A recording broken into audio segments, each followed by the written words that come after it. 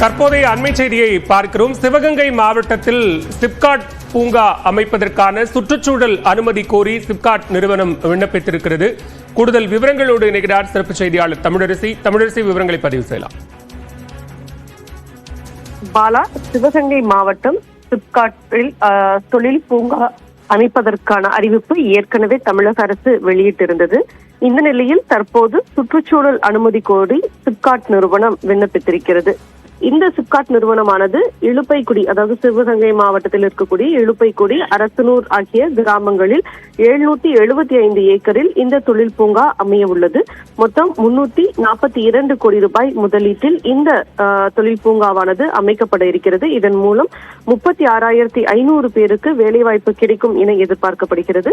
இந்த தொழில் பூங்காவில் ஆட்டோமொபைல் உதிரி பாகங்கள், அதே போல ஜவுளி உள்ளிட்ட பல்வேறு துறைகள் சார்ந்த தொழிற்சாலைகள் இங்கு அமைய இருக்கிறது. எனவே இந்த தொழில் பூங்கா அமைப்பதற்கான தற்போது சுற்றுச்சூழல் அனுமதி கோரி சிப்காட் நிறுவனம் விண்ணப்பித்திருக்கிறது. பாலா, விவரங்களுக்கு நன்றி தமிழரசி.